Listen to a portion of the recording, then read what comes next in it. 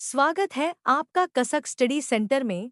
भारतीय नौसेना के लिए नई एडवांस पनडुब्बियां बनाने की परियोजना में जर्मनी की टीकेएमएस कंपनी का ट्रायल सफल रहा।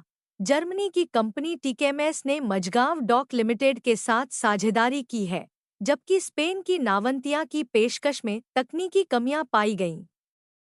नौसेना अब अगले चरण का चुनाव करेगी।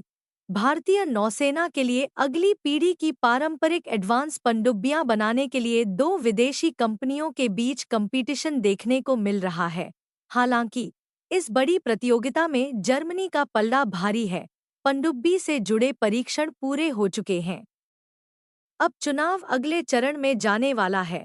जर्मनी ने 6 नई पनडुब्बियां बनाने के लिए लगभग 43,000 करोड़ रुपए के कॉन्ट्रैक्ट में मझगांव डॉक लिमिटेड (एमडीएल) के साथ साझेदारी की है। भारतीय नौसेना 6 ऐसी एडवांस पनडुब्बियां बनाना चाहती है जिनमें air independent propulsion (AIP) system हो। इस सिस्टम की मदद से पनडुब्बियां बैटरी चार्ज करने के लिए सतह पर आए बिना कम से कम 2 हफ्ते तक पानी के अंदर रह सकती हैं।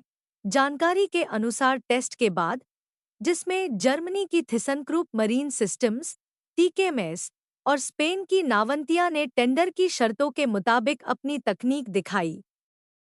हालांकि नौसेना ने स्पेन की पेशकश में कुछ कमियां बताई हैं।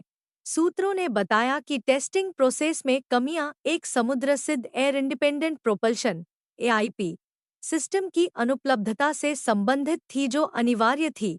टेंडर में एक एआईपी सिस्टम का प्रदर्शन की आवश्यकता थी जो नावों को 2 सप्ताह तक पानी के नीचे रहने की क्षमता देगा। प्राप्त दिशानिर्देशों के अनुसार, यदि जरूरी आवश्यकताओं से चीजें अलग होती हैं, तो प्रतियोगी को या तो तकनीकी आधार पर हटाया जा सकता है या रक्षा मंत्रालय उच्च अधिकारियों की तरफ से उचित अनुमोदन के बाद ही अपवाद दिया जा सकता है। जून में हुए ट्रायल के दौरान, नावंतिया ने अपने सिस्टम के उन घटकों को दिखाया जिन्हें पनडुब्बी पर लगाया जा सकता है। साथ ही एक ऑपरेशनल आईपी भी दिखाया जो अभी तक नाव पर इंटीग्रेट नहीं किया गया है। नावंतिया इस मुकाबले के लिए लार्सन एंड टूब्रो के साथ साझेदारी कर रही है। कंपनी के पास फिलहाल ऑपरेशनल आईपी वाली कोई पनडुब्बी नहीं है। वह इसे भविष्य की नाव पर इंटीग्रेट करने की प्रक्रिया में है।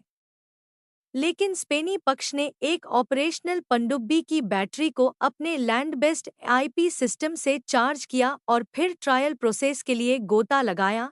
जर्मन पनडुब्बी ने जरूरत के मुताबिक अपनी स्टेल्थ क्षमता दिखाई, लेकिन सवाल उठ रहा है कि प्रदर्शन किए गए आईपी पर लगे फ्यूल सेल भारतीय आवश्यकता के लिए पेश किए जाने वाले नहीं हैं।